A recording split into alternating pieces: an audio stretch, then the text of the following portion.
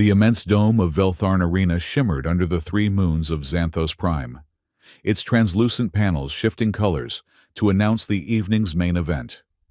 Inside, thousands of beings from across the galaxy sat in tiered seats that rose like mountain ranges. The privileged watched from crystalline boxes suspended over the arena floor, while the rest pressed against each other in the common sections, a writhing mass of tentacles, limbs, and appendages from 100 different worlds. Reuben moved slowly across the arena floor, his broom making soft, sweeping sounds that were lost in the growing roar of the crowd. He wore the gray jumpsuit of arena maintenance staff, the fabric worn thin at the elbows, patched at one knee. His white hair caught the shifting lights from above, and his weathered human face remained expressionless, eyes downcast, focused on gathering the debris from the previous match, a shattered piece of exoskeleton armor, splashes of bluish fluid, torn fabric. The old man had been sweeping the floors of Veltharn for almost 3 years now. The other maintenance workers, mostly droids, and a few organic beings from worlds conquered in the recent expansions, gave him space. There was something in his silence that made them uneasy, though none could articulate why. His hands were calloused but graceful, his movements economical.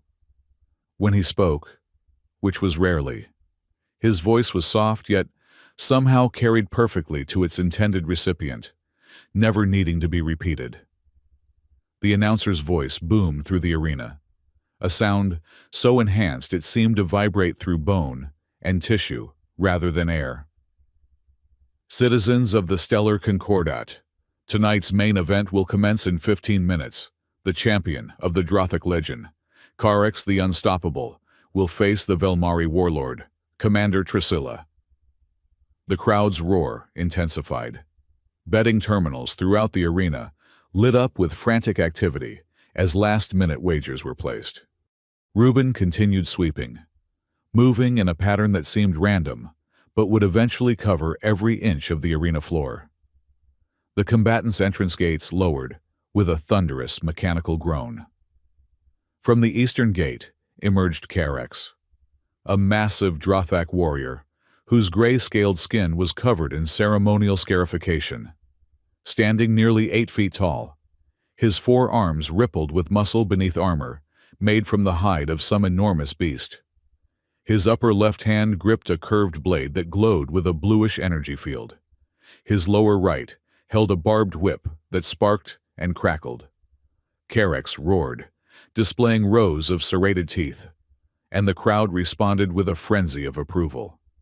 The Drothak spun his weapons in a display of martial prowess, a choreographed routine he had performed 100 times before in 100 arenas. Reuben, still sweeping, found himself in the path of Carex's strut toward the center of the arena. The warrior noticed the old human too late to adjust his trajectory gracefully.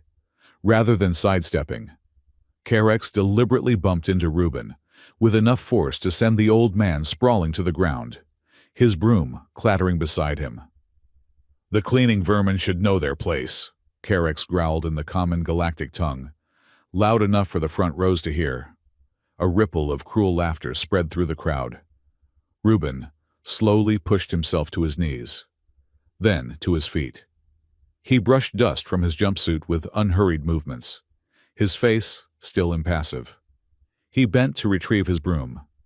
What happened next would later be reviewed by security systems throughout the Concordat, frame by frame, in slow motion, by experts in a dozen martial disciplines, by military strategists and corporate security teams. Reuben took exactly 5 steps. The first step brought him alongside Carex, who had already dismissed the old man from his thoughts and was continuing his pre-battle display. The second step included a slight pivot of Reuben's torso, almost imperceptible. With the third step, Reuben's right hand rose, fingers extended in what might have been a stretching motion. The fourth step brought his left foot behind his right, shifting his weight. On the fifth step, his open palm made the briefest contact with Carex's shoulder, barely a touch. Certainly not what anyone would call a strike. Karex collapsed. The mighty Drothak champion fell to the arena floor, his weapons clattering uselessly beside him, his massive body suddenly limp, eyes open but unfocused. No blood, no visible injury, just stillness. Reuben picked up his broom and continued sweeping. For 3 seconds, the arena was completely silent, as if time itself had stopped. Then chaos erupted. What in the seven hells just happened? Director Voss Lenara slammed her fist onto the console, rattling the crystal decanters on her desk. The private viewing box of Veltharn's executive director offered the perfect vantage point of the arena. But even from here, the incident had been too quick to follow. The arena's chief of security, a thin, nervous man named Harkins, tapped frantically at a datapad. Medical team reports Karex is alive but unresponsive. Preliminary scans show no toxins, no projectiles, no energy weapons. He's just shut down somehow. Impossible, Lenara hissed. He's a Drothak war champion with genetic modifications and combat implants. Their nervous systems have redundancies specifically designed to prevent neural disruption. I know. Director, the medics are baffled. They're saying his autonomic functions are intact, but his voluntary nervous system is scrambled somehow. And they've detected hairline fractures in 3 cervical vertebrae and his right clavicle. Run the security footage. Maximum enhancement. Quarter speed. The wall display flickered to life, showing the encounter from multiple angles. Even slowed down. The interaction was maddeningly subtle. The old man's movements seemed mundane, almost boring, until one noticed the perfect precision of each gesture, the absolute economy of motion. Isolate his hand movement at the point of contact, Lenara ordered.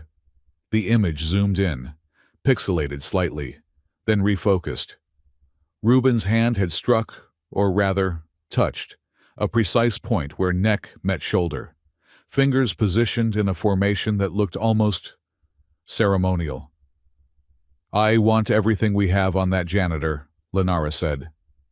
Now, in the corner of the executive box, Ambassador Vrel of the Drothak hegemony rose from his observer's seat, his upper arms crossed in the gesture of grave concern, lower arms resting on ceremonial daggers. Director Lenara, the ambassador's voice was like stones grinding together. The hegemony takes this incident very seriously. That human used some form of prohibited combat technique on our champion. Lenara turned, fixing a diplomatic smile on her face. Ambassador, I assure you we are investigating. The hegemony remembers the Earth Wars. Director, Ambassador Vrel interrupted. We remember the human combat specialists, the ones they called the Whispers. Is this a signal? Is Earth breaking the armistice? Ambassador, please. This is undoubtedly an isolated incident. The man is a simple maintenance worker who defended himself after being assaulted. I'm sure there's a perfectly reasonable explanation.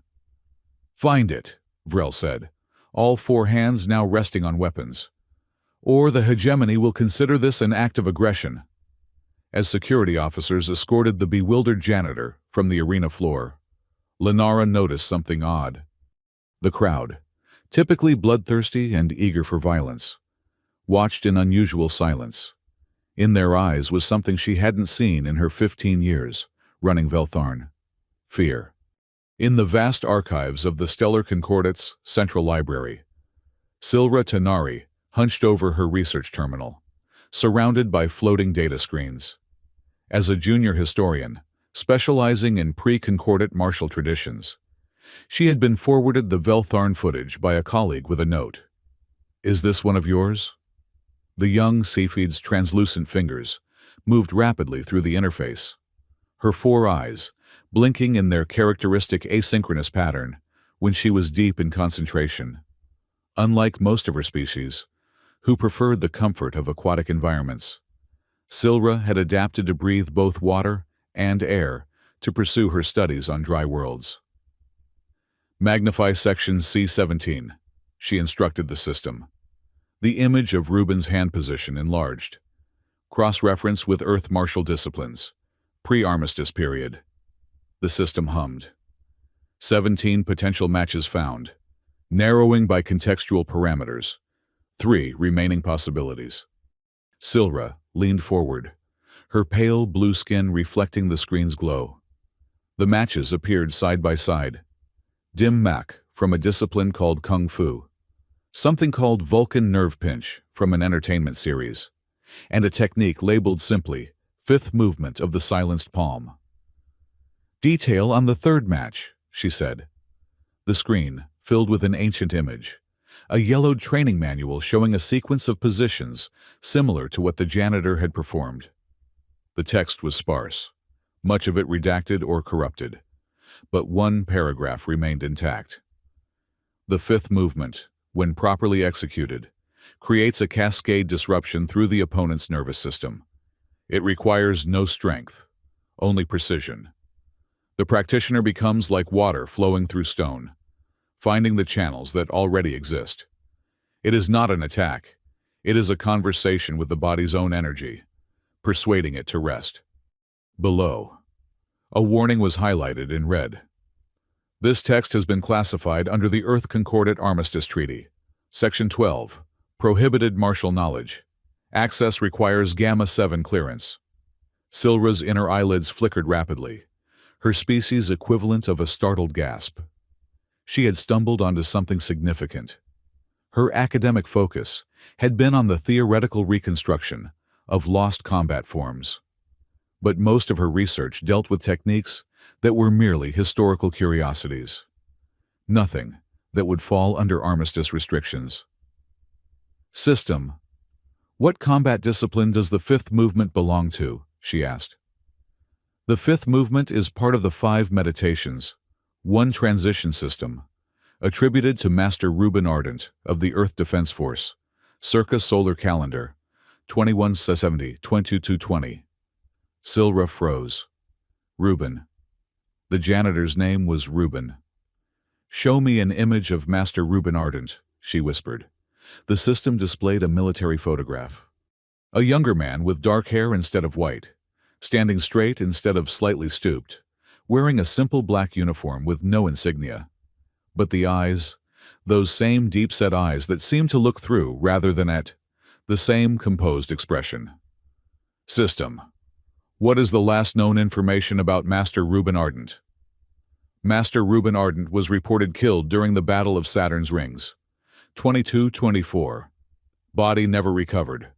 Posthumously awarded Earth's highest military honor. But he hadn't died. He was alive, sweeping floors in Veltharn Arena, 100 years later, which meant either the records were wrong, or... Silra's research access abruptly terminated, the screens going blank except for a pulsing red message. This terminal has been locked by Concordat Security Directive. Please remain at your station.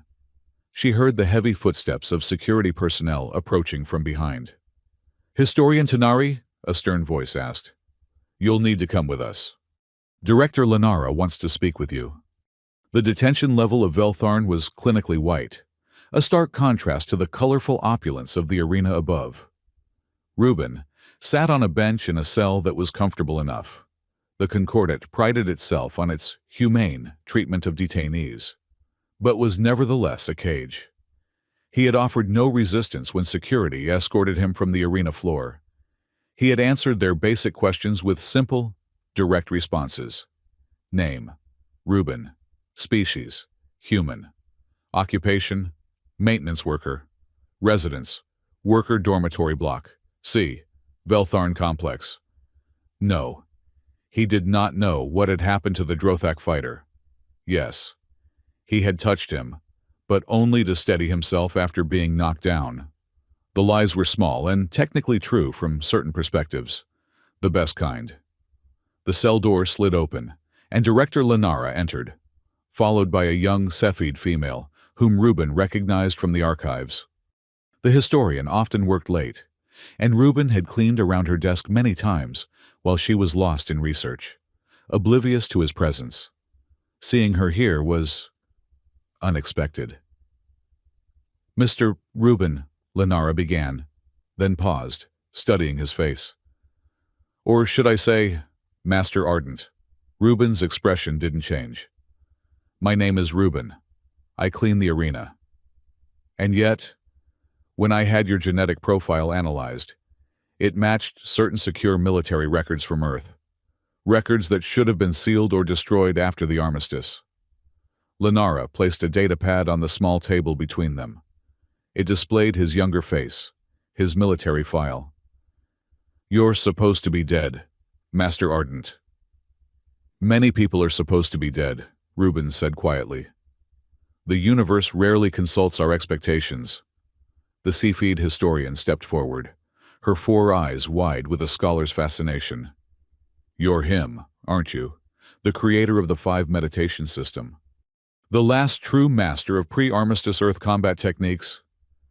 "I'm a janitor," Rubin replied. "And I would like to return to my duties. The arena needs cleaning after each event. It's in my contract." Lenara slammed her hand on the table. "A champion fighter is in medical stasis because of what you did. The Drothak hegemony is threatening diplomatic action. Do you understand what's happening here?" Rubin looked at her directly for the first time, and Lenara felt a chill despite herself. His eyes were calm, but there was something in their depths, not anger, not threat, but a profound stillness that was somehow more unsettling. "I understand that a warrior attacked an unarmed maintenance worker," he said softly. "I understand that I defended myself with minimal force. I understand that the floor was dirty, and now it's even dirtier." Lenara opened her mouth to respond, then closed it again. This wasn't going as expected. She had anticipated denials, or perhaps arrogance from a discovered warrior, or even the broken mumblings of a once great man now senile. Not this. Simplicity. The historian, Silra, according to her credentials, spoke again. "The 5th movement. That's what you used, wasn't it? The texts say it's not an attack, but a conversation with the body's energy. Is that true?" A flicker of something, recognition, perhaps, crossed Rubin's face. "Young scholar, some conversations are best left unspoken. Some knowledge is best left unfound." "But the historical significance," Silra began, "is precisely why certain things should remain in the past." Rubin finished. He turned back to Lenara. "Director, you have a problem. The Drothak are angry. They want someone to blame. I suggest you tell them I've been disciplined and relocated. It will satisfy their honor without escalating the situation." "And why would I do that instead of turning you over to them?" Lenara asked. "Because you're intelligent enough to recognize that would create more problems than it solves," Rubin said simply. "The Drothak would learn nothing from me, but my presence in their custody would alarm Earth authorities. Who would demand my return? Tensions would escalate. Nobody wants another war." Lenara studied him. He was right, damn him. The political calculus was clear. A missing janitor was a non-event. A captured Earth combat master in Drothak hands could trigger an interstellar incident. "Fine," she said finally. "You'll be relocated to a maintenance position in the lower levels. Out of sight. But understand this. You're being watched. One wrong move, one hint that you're here for any reason other than sweeping floors, and I'll have you in a stasis pod so fast your precious energy won't have time to converse with anything." Rubin nodded once, standing slowly. "Thank you, Director. May I have my broom back? I prefer my own tools." The lower levels of Veltharn housed the machinery that kept the great arena functioning. Environmental systems, waste processing, drone maintenance bays. They also contained the dormitories for the arena's underclass, the orphaned children of fallen fighters, sold to cover gambling debts, the indentured servants working off sentences for minor crimes, the refugees from worlds destroyed in the expansion wars. It was a different world from the glittering spectacle above, one of narrow corridors, recycled air, and dim lighting programmed to an eternal twilight to save energy. It was also, Reuben noted, as he began his new duties, absolutely filthy. His first day, he simply swept. The corridors needed it desperately. Children skittered away from him like nervous insects, watching from corners with wide, suspicious eyes. Adults gave him a wide berth, assuming anyone new was either an informant or someone who had angered management. Neither was welcome. By the third day, word had spread about what had happened in the arena. The underclass had their own information network, pieced together from overheard conversations, glimpses of security feeds, and the gossip of droids who moved between worlds. They knew a janitor had somehow dropped Carx the Unstoppable with a touch. "Is it true?" a voice asked, as Reuben was cleaning a particularly neglected corner near the children's dormitory. He turned to find Silra Tanari standing behind him, her slight form almost luminous in the dim light. She wore simple clothing now, not the academic robes from before. "You shouldn't be here, historian," Reuben said, continuing to sweep. "This area is restricted to service personnel." "I've been reassigned," she said, a trace of bitterness in her voice. "Apparently, accessing classified historical records makes one unsuitable for archival work. I'm now cataloging maintenance supplies in Sublevel 8. Director Lenara's idea of a fitting punishment." Reuben nodded slightly. "I'm sorry for your career." "I'm not," Silra said, stepping closer. "Because now I can ask you again. Was it the fifth movement? Did you really create the 5 meditation system?" Reuben sighed, leaning on his broom. "Young scholar, why does it matter? The past is gone. Those techniques belong to another time, another world." "Because knowledge matters." Silra's 4 eyes blinked rapidly in agitation. "Because we're losing our connection to history. The Concordat sanitizes everything, classified this, redacted that. The truth about the Earth Wars has been buried under a mountain of diplomatic convenience." She gestured at the dim corridor around them. "Look at this place. Do you think this is what the armistice was meant to create? A galaxy where most beings live in squalor, while the privileged few watch them kill each other for entertainment?" "No," Reuben said quietly. "It wasn't." "Then teach me," Silra said, her voice dropping to a whisper. "Not to fight. I have no interest in violence, but to understand, to preserve what would otherwise be lost." Reuben studied her for a long moment. "Knowledge without wisdom is dangerous. Historian, wisdom without compassion is useless. What would you do with what I could teach you?" Before Silra could answer, a commotion erupted at the end of the corridor. A large maintenance droid was dragging a small child, a human boy no more than 10 years old, by the arm. The boy was struggling, his bare feet skidding on the metal floor. "Unauthorized access to food dispensary," the droid intoned. "Sentence: 2 days without rations. Repeat offense." The boy's face was streaked with tears, but he remained defiant. "I was hungry. The ration cards don't work half the time." The droid continued dragging the child, its mechanical grip tightening. Reuben watched, his face impassive. But Silra noticed his hands tighten, almost imperceptibly on the broom handle. "Aren't you going to help him?" she asked. "How?" Reuben replied. "By attacking a Concordat droid? That would violate my terms. I would be removed." "So you'll just watch?" Silra's voice held accusation. "I didn't say that." Reuben set his broom against the wall and walked toward the droid. As he approached, his posture changed subtly, back straightening, steps becoming more deliberate.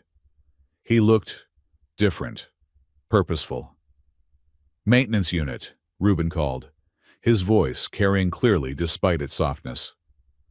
"I require assistance with environmental systems in Section C." The droid paused, its protocols conflicting. This unit is currently engaged in disciplinary action. The environmental system malfunction takes priority, according to Concordant Maintenance Directive 5.3, Rubin said, quoting a regulation he had almost certainly invented on the spot. The oxygen recyclers are showing abnormal readings. Potential danger to organic life forms. The droid processed this, its lights blinking. Acknowledged. Disciplinary action suspended pending emergency maintenance. It released the boy, who immediately scurried behind Rubin. The child will assist by accessing the maintenance tunnels, Rubin added smoothly. His small size is necessary for the repair. Acknowledged, the droid repeated. Then followed Rubin toward a maintenance hatch that Silra was quite certain had nothing to do with oxygen recyclers. Once they were out of sight, the boy looked up at Rubin with wonder. "How did you do that? Nobody tricks the disciplinary droids." "I didn't trick it," Rubin said.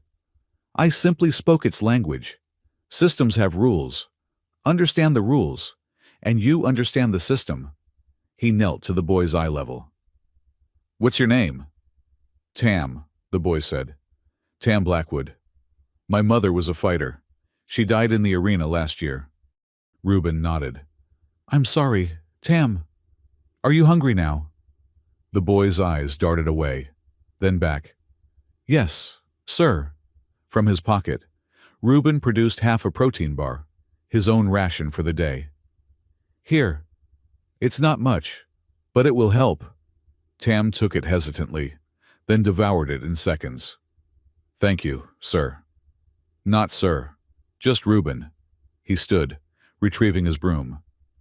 "Tam, do you know other children like yourself? Ones who are hungry or in trouble?" The boy nodded.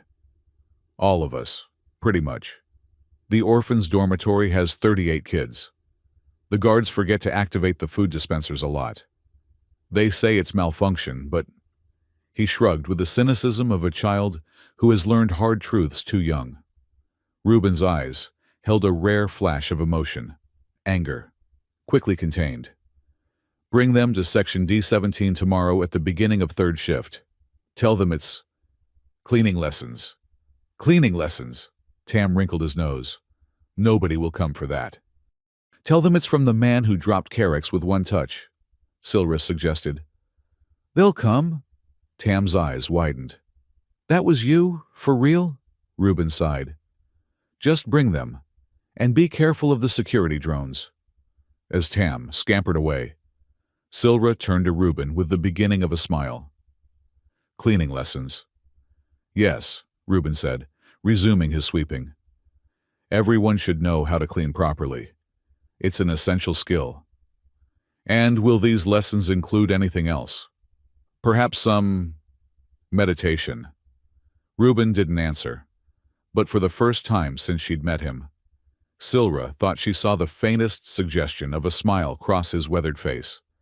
Section D17 was a forgotten storage area, filled with broken arena equipment and obsolete maintenance tools. Rubin had spent the previous evening clearing a space in the center, creating a crude circular area reminiscent of traditional training floors. When third shift began, he was surprised to find not just Tam, but 27 children, ranging from perhaps 6 to 16 years old, all wearing the plain gray garments of the arena's underclass. They stood in a rough semicircle, watching him with expressions ranging from curiosity to outright suspicion. Silra stood to one side, having appointed herself unofficial assistant. She had brought additional ration bars, which she distributed quietly to the children who looked hungriest. "Thank you for coming," Rubin began, his voice soft but carrying to every corner of the room. "I understand you were told this would be cleaning lessons." That wasn't a lie.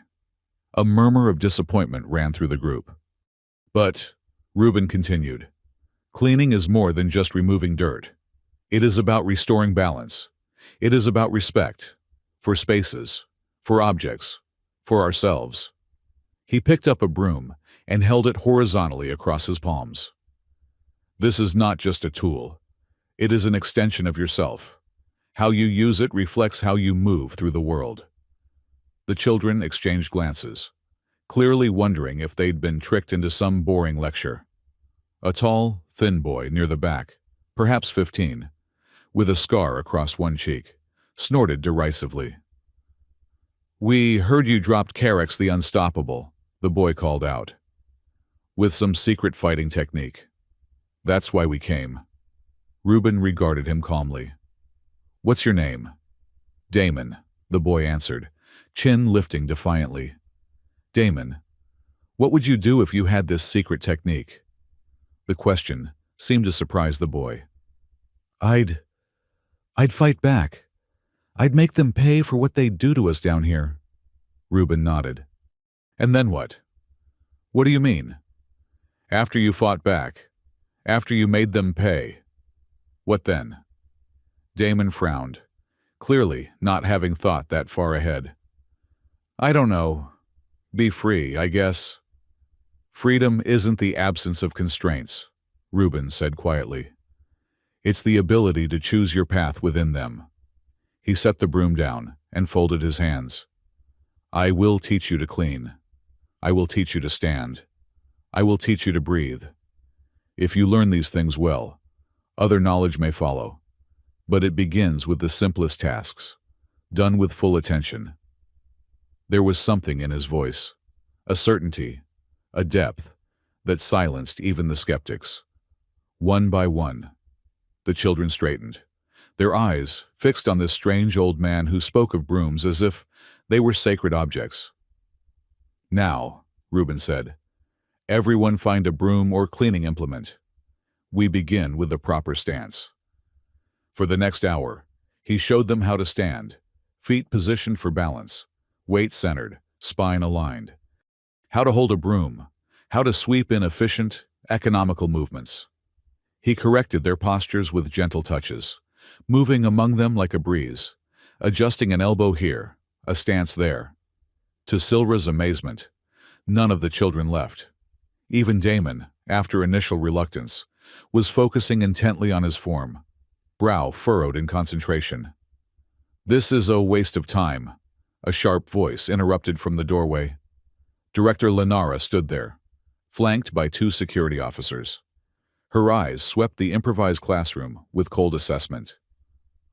"What exactly do you think you're doing?" Ardent, Reuben turned to face her, his expression unchanged. "Teaching children to clean, Director. As per my duties." 27 children need instruction in sweeping?" Lenara's voice dripped with sarcasm. "How fortunate they have Earth's legendary combat master to show them the proper technique." The children had frozen in place, many looking frightened. They knew the director's reputation for harsh discipline. "These children work in the arena," Reuben said calmly. "Proper cleaning techniques improve efficiency and reduce workplace injuries. I'm simply ensuring they perform their duties correctly." Lenara's eyes narrowed. "You think I'm a fool? This is exactly what I was afraid of. You're building a little army down here, training them in your combat techniques disguised as... what? Janitorial arts?" "There are no disguises here. Director, only cleaning." Lenara stepped forward, her voice dropping dangerously. "Let me be very clear. You are here on my sufferance. One word from me, and you disappear into a Drothak prison ship, or a Concordat deep freeze facility, or simply out an airlock. Do you understand?" Reuben met her gaze steadily. "I understand that threats reveal more about those who make them than those who receive them." For a moment, they stood in silent confrontation. Then Lenara seemed to make a decision. "Fine. Play your games with the orphans. It makes no difference. But know this, you're being watched. Every moment. One wrong move. One hint of martial training. And it ends." She turned to leave, then paused. "Oh, and your historian friend?" "She's been reassigned again. Waste processing, level 9. I hear it's quite educational." After she left, the children remained frozen, looking to Reuben. "Should we stop?" Tam asked in a small voice. Reuben picked up his broom again. No. We continue. Return to your stances. Remember, balance begins within. As the children resumed their practice, Silra approached Reuben. I should go. I don't want to cause more trouble for you. You heard the director, Reuben said. Waste processing awaits. I don't care about that, Silra said fiercely. But I won't be the reason these children lose whatever you're trying to give them. Reuben studied her for a moment. What do you think I'm trying to give them? Historian. Silra looked at the children, their faces now intent with concentration, their movements becoming more assured. Dignity, she said finally. In a place designed to strip it away. Reuben nodded once. Come to waste processing tomorrow. Beginning of first shift. I believe those areas need cleaning as well. In the weeks that followed, Reuben established a delicate pattern. By day, he performed his assigned maintenance duties with quiet efficiency. During third shift, he taught cleaning lessons in forgotten corners of the lower levels. To a casual observer, it would indeed appear that he was simply teaching the orphans proper janitorial techniques. How to hold a mop, how to polish a surface, how to carry a bucket without spilling. But Silra, who attended whenever her waste processing duties allowed, recognized the deeper significance. The way Reuben taught them to breathe while working, controlled, centered breaths that quieted the mind. The stance adjustments that disguised principles of balance and weight distribution. The sweeping patterns that, if performed with slightly different intent, would become fluid, defensive movements.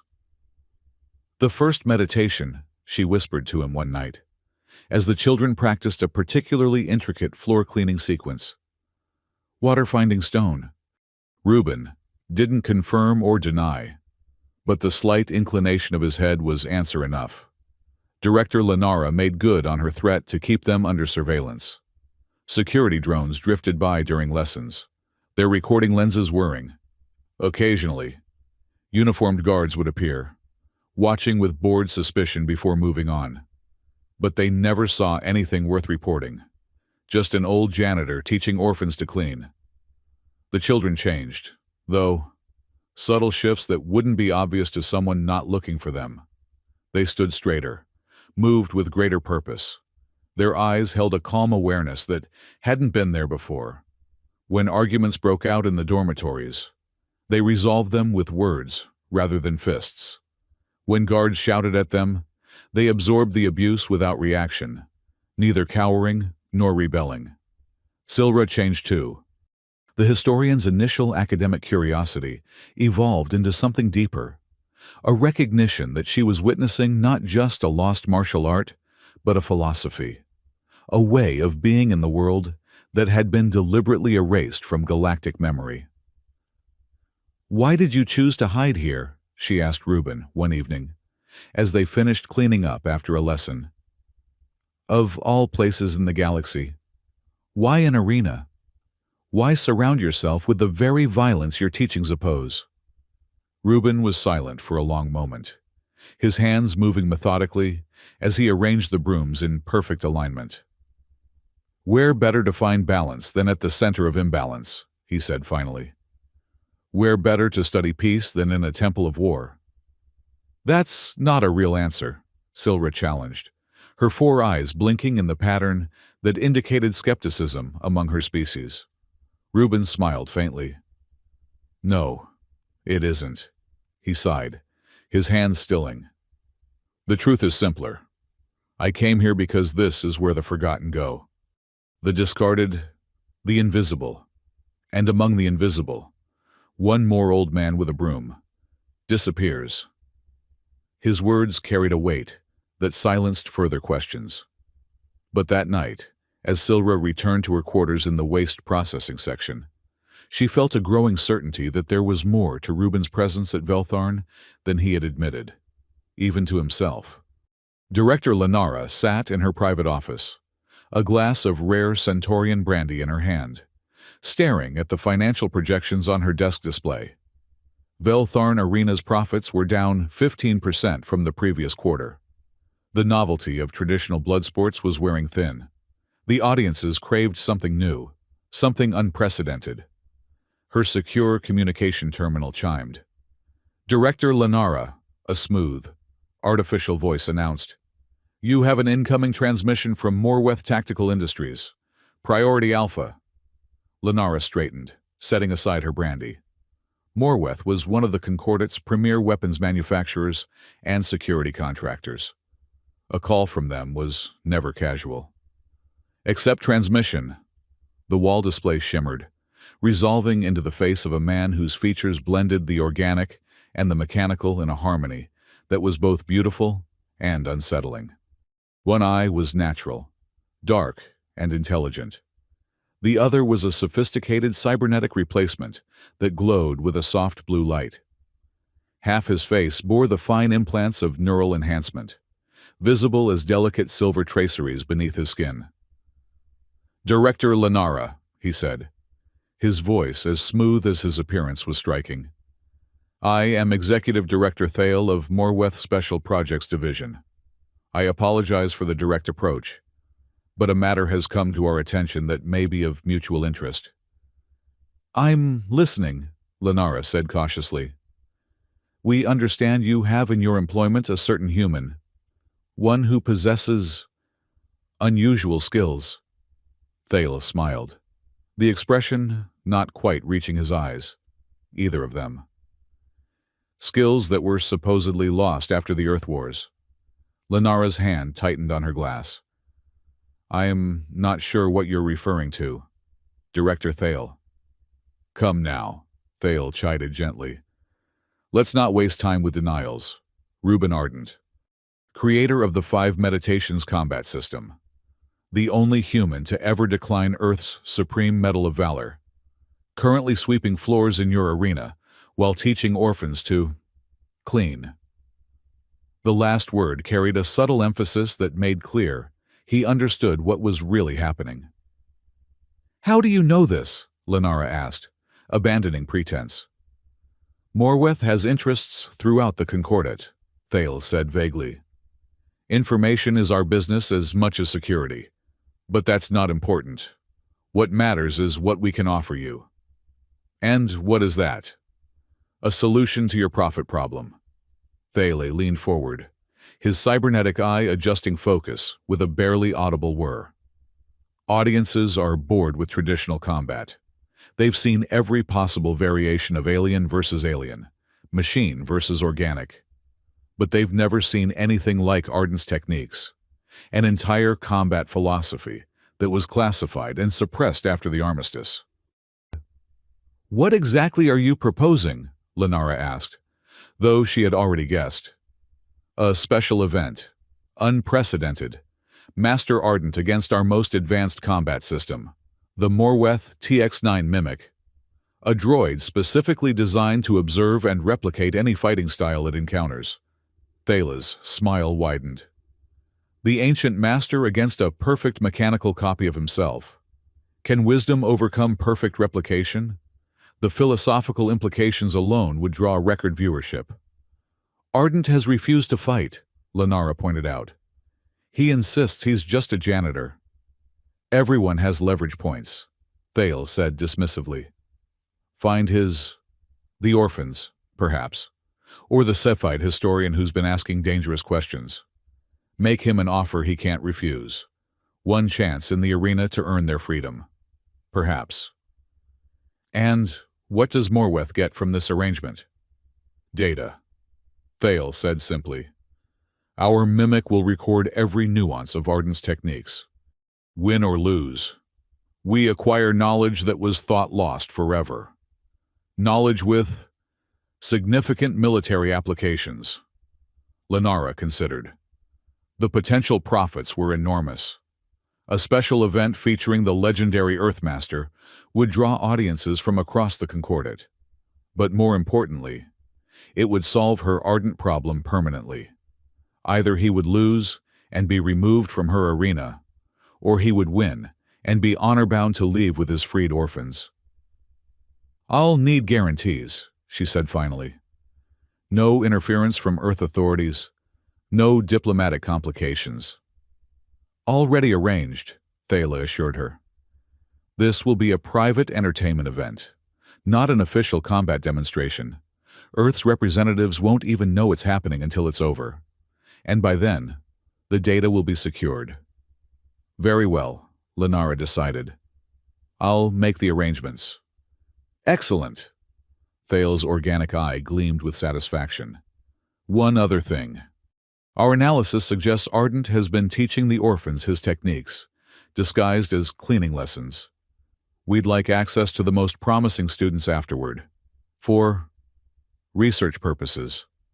Lenara hesitated, then nodded.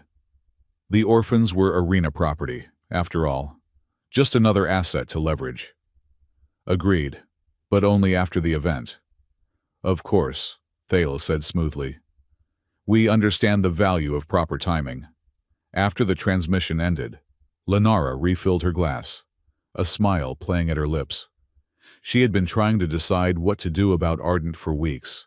Now the problem would solve itself, and turn a tidy profit in the process.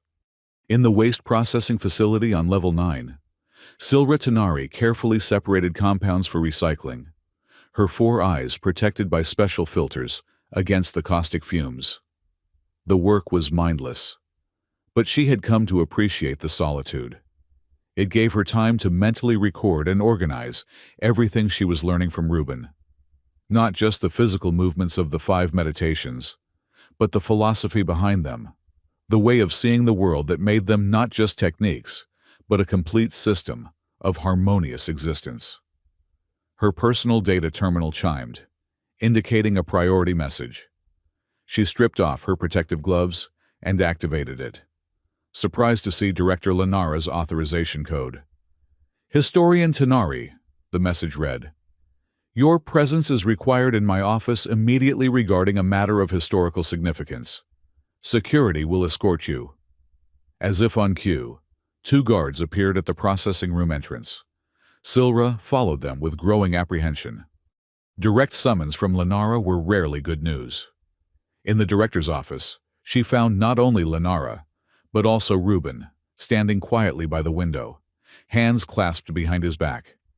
His face revealed nothing, but something in his stance suggested tension. Ah, Historian Tanari, Lenara greeted her with false warmth. Thank you for joining us. I've been having a fascinating discussion with our resident janitor about the historical significance of certain lost combat techniques. Silra looked at Reuben, who gave an almost imperceptible shake of his head, a warning not to reveal what she knew. I'm afraid I don't understand. Director, Silra said carefully. My specialty is pre-concordant martial traditions, but I'm currently assigned to waste processing. Yes, Lenara waved a hand dismissively.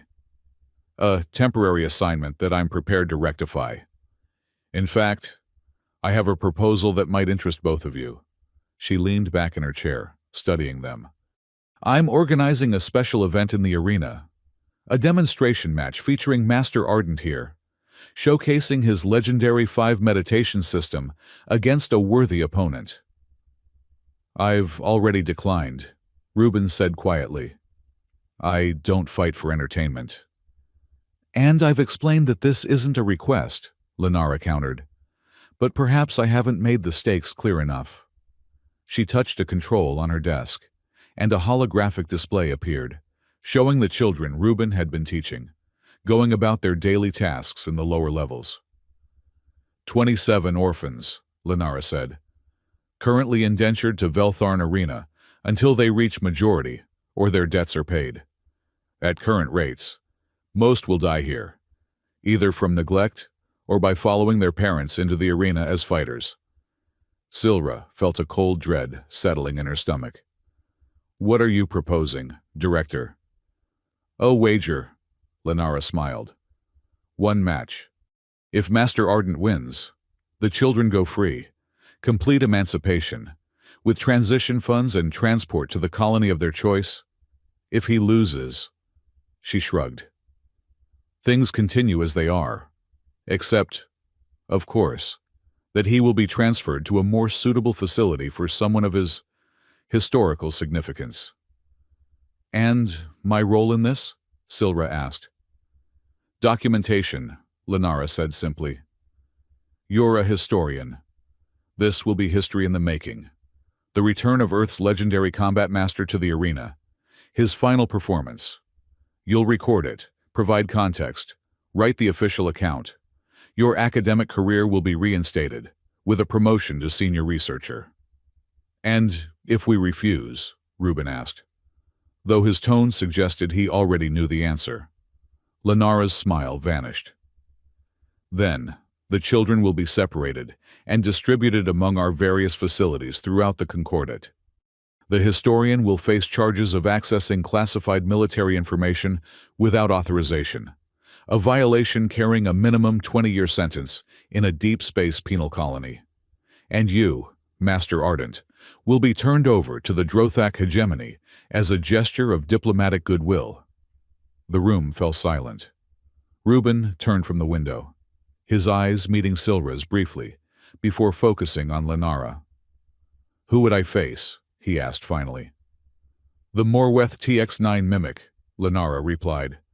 The most advanced combat droid ever developed. It observes and replicates fighting techniques with perfect accuracy. I see, Reuben said quietly. A machine that copies without understanding. It understands well enough, Lenara said. It's been monitoring your cleaning lessons for weeks. It knows every movement you've taught those children. Silra gasped. You've been spying on us all along. Of course, Lenara looked amused. Did you think those security drones were just for show? Every lesson has been recorded, analyzed, fed into the Mimic's combat algorithms. It knows your techniques, Master Ardent. Perhaps better than you do, after all these years. Reuben's expression didn't change, but something shifted in his posture. A subtle realignment that Silra had come to recognize as his way of centering himself when faced with a challenge. One match, he said. The children's freedom against my cooperation. No other conditions. Agreed, Lenara said promptly. The event is scheduled for tomorrow night. Prime viewing hour. It's already being promoted throughout the Concordat as the entertainment event of the decade. I'll need my broom, Reuben said. Lenara laughed. Your broom? As a weapon? Against a combat droid? Not as a weapon, Reuben corrected. As a tool. For balance. Fine, Lenara shrugged. It will add to the spectacle. The ancient master with his humble broom against the pinnacle of modern combat technology. The audience will love it. After they were dismissed, Silra caught up to Reuben in the corridor. You can't do this, she whispered urgently. It's a trap. They've designed this droid specifically to counter your techniques. Yes, Reuben agreed, continuing to walk at his unhurried pace. Then why agree? You know what they'll do with the data they collect, even if you somehow win. They'll weaponize your system, turn it into exactly what you fought against a century ago. Reuben stopped, turning to face her.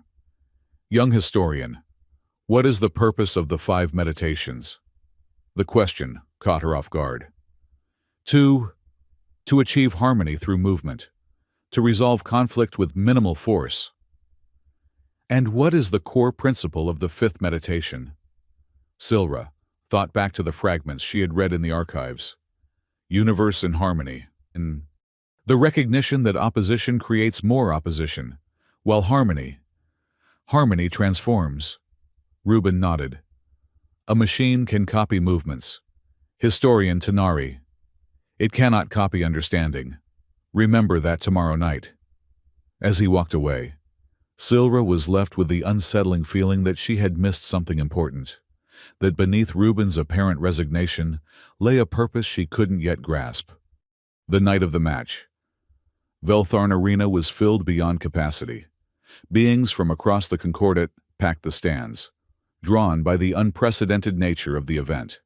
The legendary Earthmaster, thought dead for a century, emerging from obscurity to demonstrate the forbidden techniques of the 5 meditation system. Against him, the most advanced combat technology ever developed, a machine designed to mirror his every move with perfect precision. In the preparation area beneath the arena, Reuben sat cross-legged on the floor, eyes closed, breathing slow and measured. He wore the same gray maintenance jumpsuit he always did, though it had been cleaned for the occasion. Beside him lay his broom, its worn handle polished by years of use. Silra entered hesitantly. "They're ready for you," she said. "The children are already in the special viewing section, under guard." Reuben opened his eyes. "And you? Are you ready for your role as official historian?" "No," Silra admitted. "I don't want to document this. It feels wrong, turning your philosophy into a spectacle." "Then document what matters," Reuben said, rising smoothly to his feet. "Not the combat, but what it reveals. Not the techniques, but their meaning." He picked up his broom, holding it with the same respect another might show a ceremonial weapon. "It's time." They walked together to the arena entrance. The massive gates were already rising, revealing the brilliantly lit arena floor beyond. The crowd's roar was deafening. "Reuben," Silra said urgently, using his name directly for the first time. "Whatever happens out there, thank you for what you've taught the children, for what you've shown me." He turned to her, and for a moment, the mask of impassivity slipped. His eyes held a depth of compassion that took her breath away. "Remember, historian, the most important movements are the ones you never see." Then he stepped through the gates, into the light, into the roar. Broom held loosely at his side. Director Lenara's voice boomed through the sound system. "Citizens of the Stellar Concordat, tonight, an unprecedented event. The legendary Earthmaster, Reuben Ardent, creator of the 5 Meditations combat system, will face the Morweth Tex-9 Mimic in a demonstration of skill that transcends time and technology."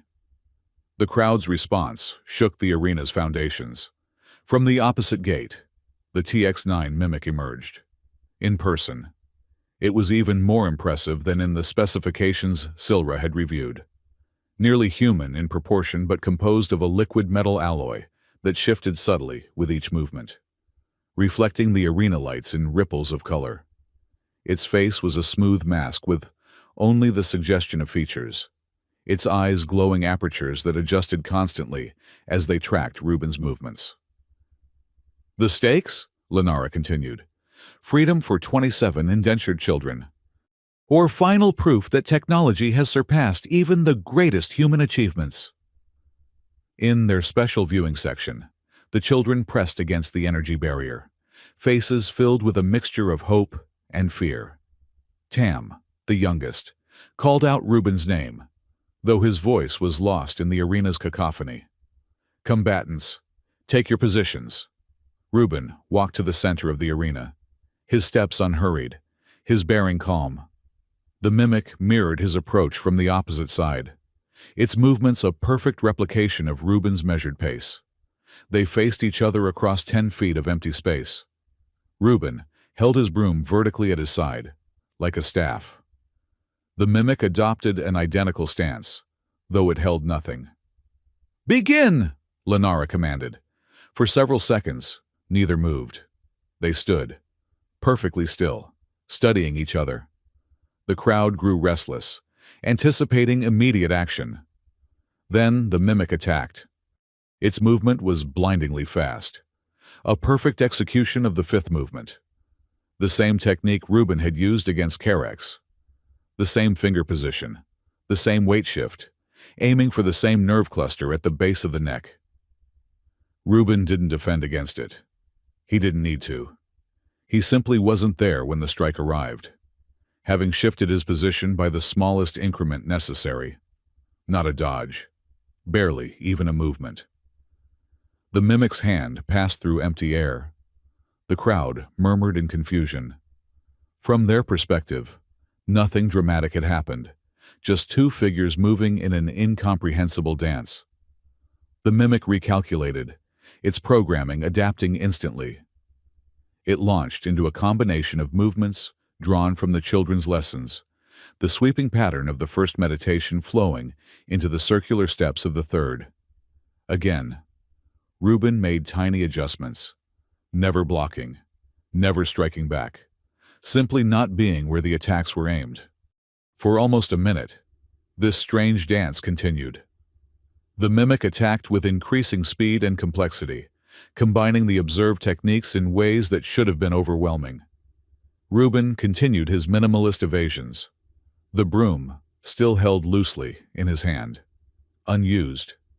The crowd grew restless. They had expected dramatic combat, not this incomprehensible game of near misses. "Fight!" someone shouted from the stands. Others took up the cry. "Fight! Fight! Fight!" The mimic, programmed to entertain as well as to win, responded to the crowd's demand. It abandoned the subtle techniques it had observed and switched to a more conventional combat style. Direct, aggressive, visually impressive. It launched a flying kick that would have broken bones if it connected. For the first time, Reuben used the broom, not as a weapon but as a pivot point. He planted it on the arena floor and used it to adjust his position, letting the mimic sail past him in a spectacular miss that finally gave the crowd something they could understand. They cheered, emboldened. The mimic pressed its attack, switching between combat styles rapidly, Drothak war forms, Velmari striking techniques, even some ancient earth martial arts that had been preserved in public records. Its movements were blindingly fast, each attack flowing into the next without pause. Reuben continued to evade, but now he began to use the broom more actively, not striking, but positioning it to redirect the mimic's momentum, to create obstacles in its attack paths, to control the space between them. It was like watching a master calligrapher, each movement precise and deliberate, creating a pattern that only became apparent over time. In the special viewing area, the children watched with wide eyes. They recognized the movements, the same ones they had practiced while cleaning the lower levels. But seeing them applied this way, with this degree of mastery, was a revelation. "He's teaching us," Silra whispered, understanding dawning. "Even now, in the arena, he's showing us how it's meant to be used." The mimic, finding its conventional attacks ineffective, returned to the observed techniques. It began to replicate the fourth meditation, Mountain Embracing Sky, a series of movements designed to control an opponent's options, to gradually constrain their possible responses. Reuben smiled for the first time since entering the arena. The mimic had made a fundamental error. It had observed and could replicate the physical movements perfectly, but it didn't understand the philosophy behind them, the internal principles that gave them meaning. As the mimic attempted to control the space around him, Reuben finally switched from evasion to engagement. He moved into the pattern rather than away from it, his own movements complementing the mimic's rather than opposing them. Like tributary streams joining a river, their actions began to flow together rather than against each other. The crowd fell silent, sensing that something significant was happening, even if they couldn't comprehend it. The two figures in the arena seemed to be engaged in something more like a dance than a fight, their movements synchronized, despite being opponents. "What's he doing?" Damon asked, leaning forward intently. "The fifth meditation," Silra answered softly. "Universe in harmony." The mimic's programming struggled to adapt to this unexpected approach. It had been designed to counter opposition, to overcome resistance, but Reuben offered none. Instead, he became like water flowing around a stone, accepting the mimic's force and direction, but subtly altering its course. For nearly 30 seconds, they moved together in this strange harmony. Then, with a motion so subtle that few in the arena could have described it afterward, Reuben completed the pattern. The broom's handle made contact with a precise point on the mimic's chest, Not a strike. Barely even a touch. The mimic froze. Its surface rippled once, twice, and then it collapsed. Systems shutting down in a cascading failure that its designers would spend years trying to understand. The arena was absolutely silent. Reuben stood alone in the center of the combat ring. Broom held vertically beside him, his breathing calm, and even despite the exertion. Director Lenara's voice, when it finally came over the sound system, held a note of disbelief. The challenger wins. For a moment longer, the silence held. Then a child's voice, Tam's, shouted from the viewing area, "Master Janitor!" The children took up the cry, their voices unified. "Master Janitor! Master Janitor!" Gradually, uncertainly, the crowd joined in, not understanding what they had witnessed, but recognizing that they had seen something extraordinary, something that transcended the usual brutality of the arena. In the executive viewing box, Director Lenara turned to the cybernetically enhanced figure beside her. "What happened? Your mimic was supposed to be unbeatable." Executive Director Thale's organic eye narrowed, while his cybernetic one whirred through multiple focusing adjustments. "It wasn't the technique," he said slowly. "The mimic had that perfectly. It was something else. Something we couldn't program for." "What now?" Lenara demanded. "The children will be freed, as agreed," Thale said, his voice hardening. "But this isn't over. The data we collected is still invaluable, and there are other ways to acquire what we need." On the arena floor, Reuben walked calmly to the exit, passing beneath the special viewing area, where the children pressed against the barrier, calling his name. He gave them a slight nod, acknowledgement, reassurance, promise. As he disappeared through the exit, the crowd's chant followed him. "Master Janitor! Master Janitor!" But Reuben heard only silence, centered in the calm at his core. The processing of 27 emancipation documents took 3 days. Director Lenara dragged out the procedure as long as possible, hoping to find some loophole, some technicality that would allow her to renege on the agreement. But the match had been too public, the stakes too clearly stated. With representatives from every major power in the Concordat having witnessed the event, she had no choice but to honor the terms. On the 4th day, Reuben stood with the children at the arena's civilian transport dock. Each child carried a small pack containing their few possessions and their official emancipation credentials. They were subdued, but excited, many of them having never been outside the arena complex in their lives.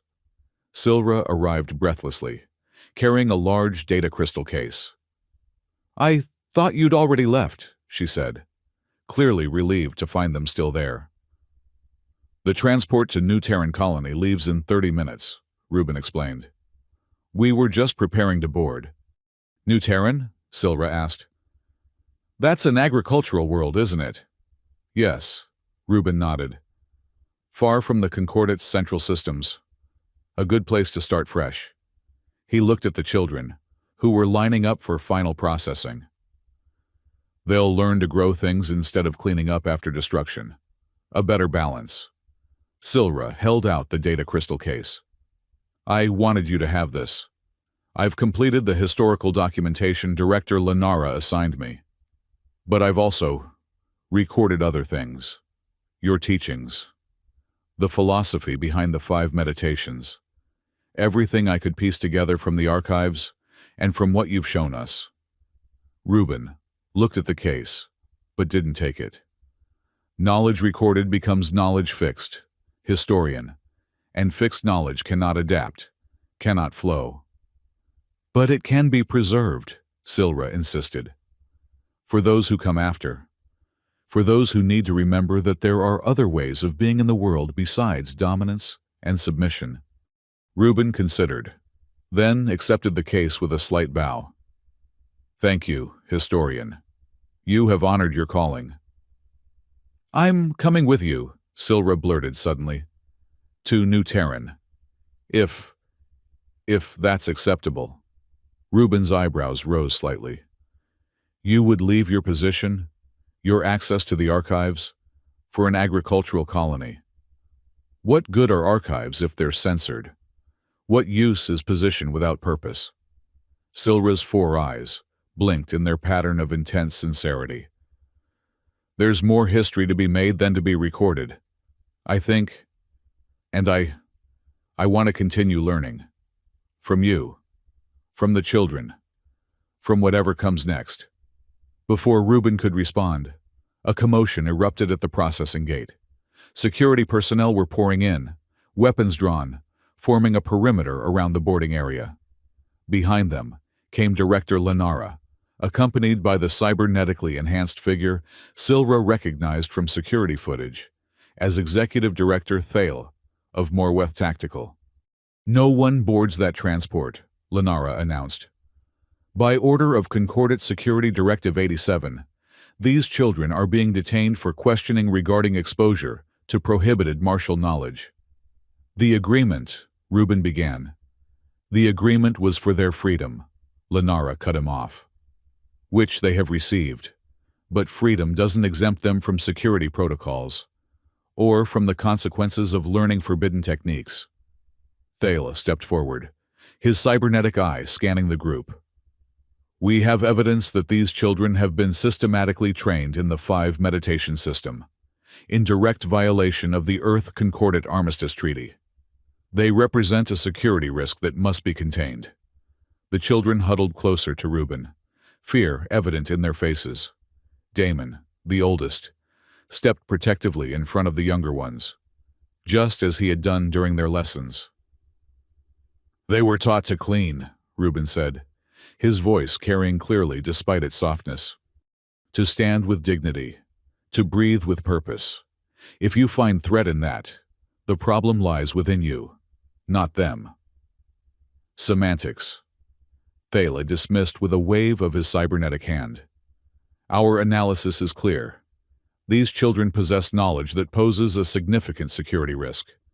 They will be taken to Morweth facilities for evaluation and retraining. Silra moved to stand beside Reuben. This is illegal. They have official emancipation credentials. You have no authority. We have every authority, Lenara interrupted. Under the Emergency Powers Act, the Concordate can detain any being deemed a potential security threat. That determination has been made. Reuben set down his small travel pack and his broom. His posture shifted slightly, the change so subtle that only those who had studied with him would recognize it. He was centering himself, finding his balance. Director Lenara, he said quietly.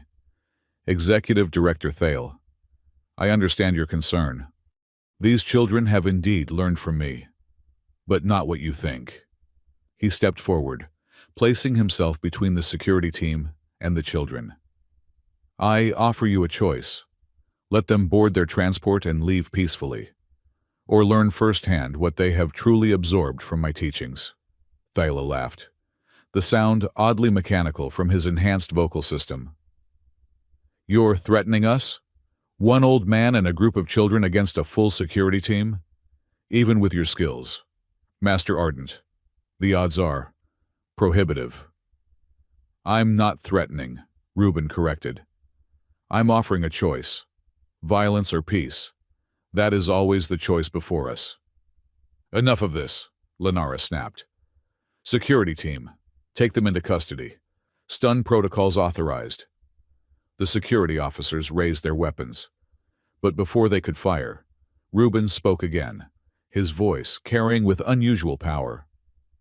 Children, he said, not taking his eyes from the security team. Remember the 3rd meditation. Wind through leaves. For a moment, nothing happened. Then, with a fluidity that startled even Silra, the children moved, not attacking, not even defending in any conventional sense.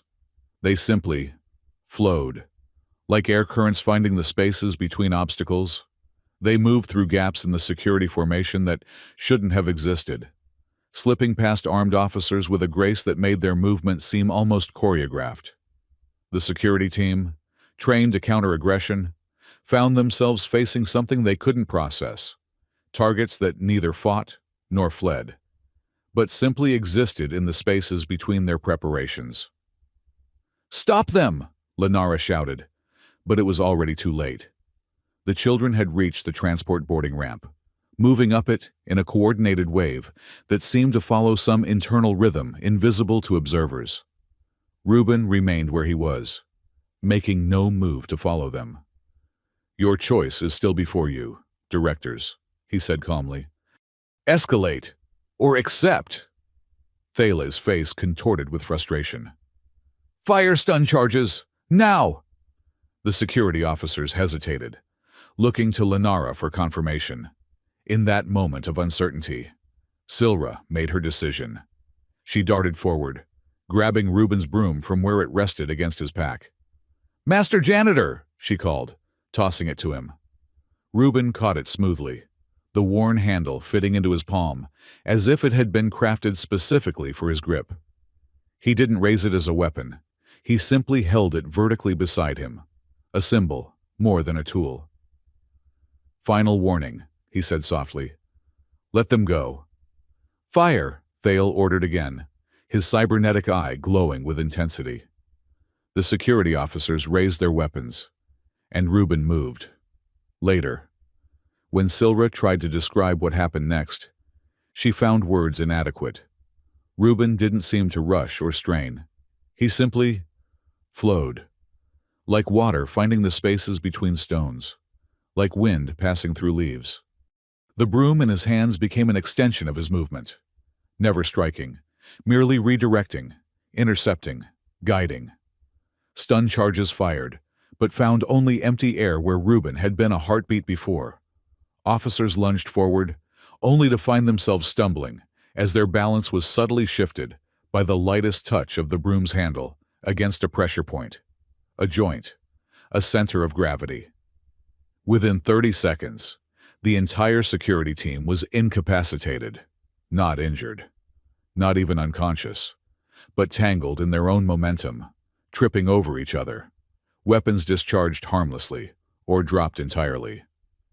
Reuben stood before Lenara and Thale, broom held loosely at his side, breathing as calm and measured as if he had been simply sweeping the floor. "What? What did you do to them?" Lenara demanded, backing away. "Nothing they didn't do to themselves," Reuben answered. "That is the heart of the 5 meditations. Not to oppose force with force, but to guide it back to its source." Thale's hand moved to a concealed weapon beneath his jacket. "Impressive," he said, his voice cold. "But ultimately futile. You've only confirmed what we suspected. These techniques are too dangerous to remain in circulation. You, the children, the historian, all of you will be contained." "Will we?" Reuben asked mildly. A sound drew their attention to the transport boarding ramp. The children stood there in formation, their stances perfectly aligned, their faces composed. And behind them, emerging from the transport itself, came dozens of maintenance workers, service personnel, and low-level staff from throughout Veltharn Arena, beings of various species, all moving with the same fluid grace, the same centered awareness that Reuben had cultivated in the children. "What is this?" Lenara whispered. "Balance," Reuben said simply. "While you watched the children, while you monitored our cleaning lessons, you failed to notice how many others were learning, how many invisible beings were finding their centers, discovering their strength." The workers spread out, forming a protective perimeter around the transport. There were at least 60 of them: cleaners, food service personnel, maintenance technicians. None carried weapons. None made threatening gestures. They simply stood, balanced and present, creating a reality that could not be easily dismissed. "You've been planning this all along," Thale realized, his organic eye widening. The janitor position, the arena, the children. It was all deliberate. Not planned, Reuben corrected. Prepared for. There is a difference. He set the broom down, leaning it against the wall. Now, once more, I offer you a choice. The transport leaves with these children, myself, and anyone else who wishes to join us. You do not interfere. In return, you keep your positions, your pride, and the knowledge that you chose wisdom over force. And if we refuse, Lenara challenged, though her voice lacked conviction. Reuben gestured to the security team, still struggling to regain their composure, and to the ring of arena workers standing in perfect, centered readiness. Then you learn the final lesson of the 5 meditations, that true power does not come from control, but from harmony. And there are far more beings seeking harmony than you have weapons to subdue them. Silra held her breath. Thala and Lenara exchanged glances, calculating odds, weighing options. Finally, Thala's shoulders sagged slightly, a gesture of defeat so subtle it would have been missed by anyone not trained to observe the body's smallest movements. The transport can leave, he said stiffly. But this isn't over, Ardent.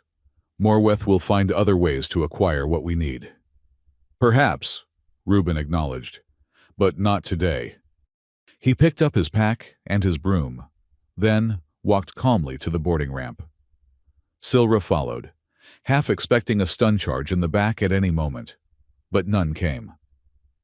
The arena workers maintained their positions until every child, plus a dozen staff members who had chosen to join the exodus, had boarded safely.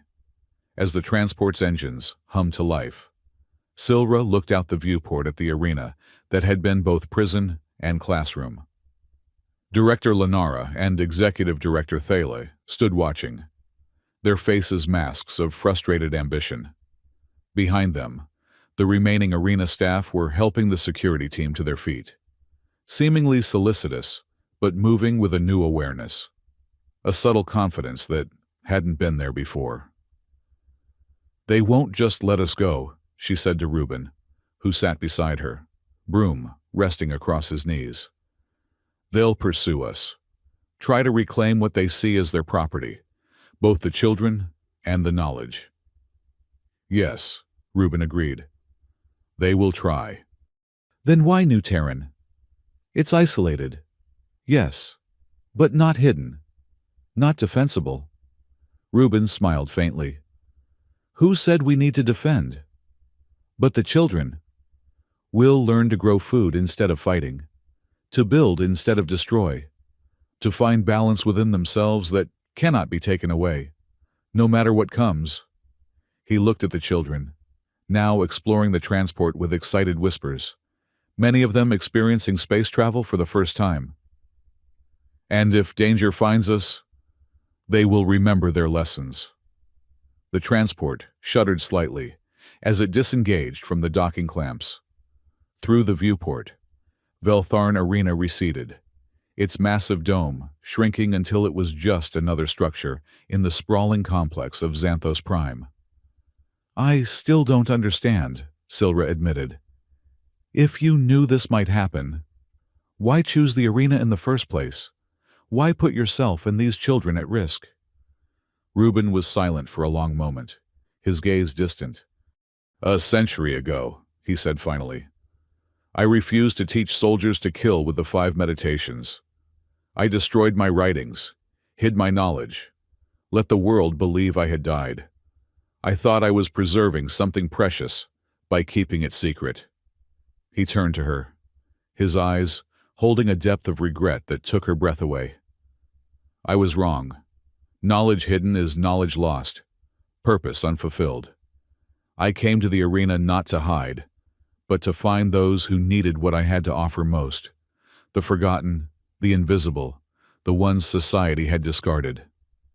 The janitors, Silra whispered. Yes, Reuben nodded.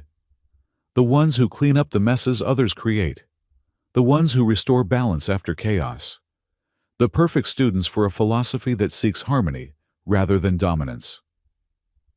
As the transport accelerated toward the jump point that would take them to New Terran, Reuben closed his eyes, his breathing deepening into the meditative pattern he had taught the children. Silra watched him, wondering what new chapters would unfold in the strange, unexpected history she found herself part of.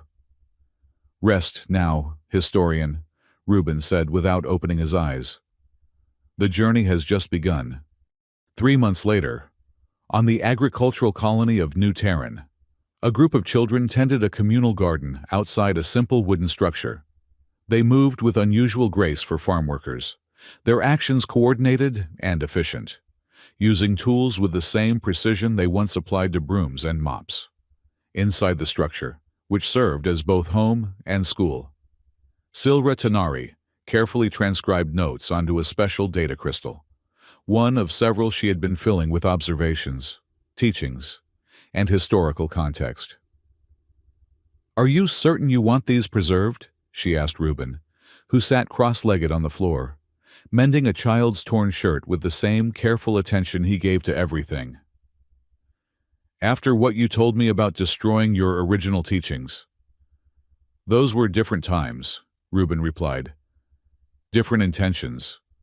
You understand what these techniques truly mean, not as weapons, but as a path to harmony." He looked up from his sewing. "Knowledge that serves life should be preserved." "The Concordat has officially listed you as deceased again," Silra informed him, with a hint of amusement. "Killed during an arena incident. More convenient that way, I suppose." "Let them have their stories," Reuben said. "We have ours." Outside, they heard a commotion, excited children's voices. Reuben set aside his mending and rose smoothly to his feet, still moving with the economy that characterized everything he did. They stepped outside to find the children gathered around a transport vehicle that had just landed at the edge of their property. A tall, scarred young man emerged, Damon, who had chosen to take the colony's transition funds and seek his own path, rather than stay with the group. "Master Reuben," he called, striding toward them. "You need to see this." He activated a portable holoprojector. An image appeared, shaky footage of a cleaning crew in what appeared to be a Concordat administrative building. The workers moved with unmistakable grace, using brooms and mops with the same deliberate precision that Reuben had taught. "It's spreading," Damon said excitedly.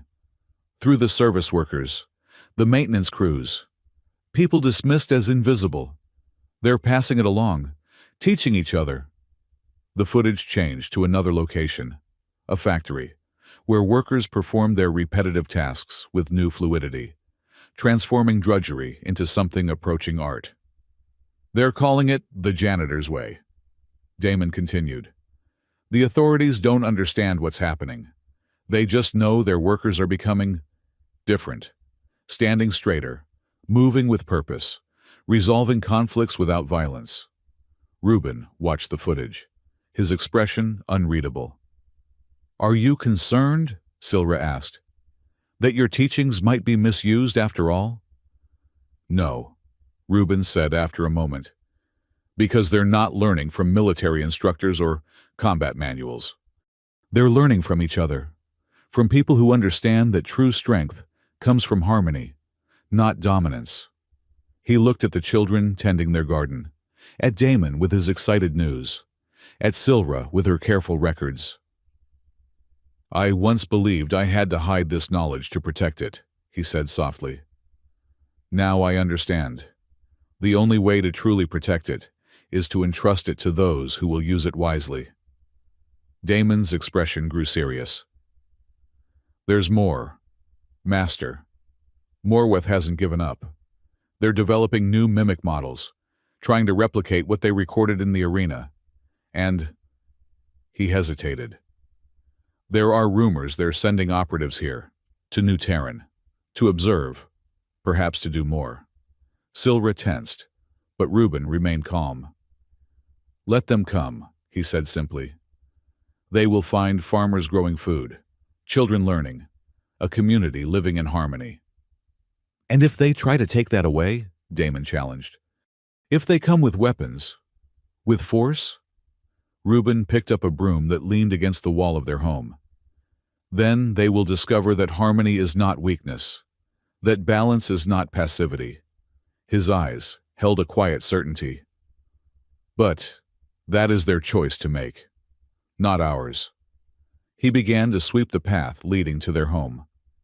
After a moment, the children, seeing this, picked up their own tools and joined him, not because they were ordered to, but because they understood. Each stroke of the broom was more than cleaning. It was a meditation, a practice, a way of being in the world that transformed the mundane into something profound. One by one, they fell into the familiar pattern. The first meditation, water finding stone. Together they moved in harmony, the simple act of cleaning becoming something beautiful. In the distance, a transport appeared on the horizon, bearing the distinctive markings of Morweth Tactical Industries. Silra noticed it first, her 4 eyes tracking its approach with concern. "They're here," she said quietly. Reuben nodded but continued sweeping. "Yes. Should we prepare? Warn the others?" "We are prepared," Reuben said simply, gesturing to the children and adults, moving through their daily tasks with centered awareness, with purpose, with the inner strength he had cultivated in them. This is not a fortress to be defended, historian. It is a way of being to be lived. As the transport drew closer, the community continued its work, tending gardens, teaching children, building structures, cleaning spaces. No weapons were readied, no defenses mounted, just people living in harmony with themselves and their world, ready to face whatever came with the strength that comes from balance. Reuben set his broom aside and walked to the center of the community's gathering space, where he would meet the visitors from Morweth. His steps were unhurried, his bearing calm. Behind him, without instruction, the community arranged itself, children and adults, former arena workers and new Terran colonists, forming a living pattern that reflected the principles of the 5 meditations. "Remember," Reuben said softly, though his voice carried to every member of the community. "True revolution doesn't begin with weapons or armies. It begins with a single person standing in balance, doing what needs to be done, quietly changing the world around them." The transport landed, its doors opened, and Reuben stood ready, not to fight, but to demonstrate once more the power of harmony over force, one swept floor at a time.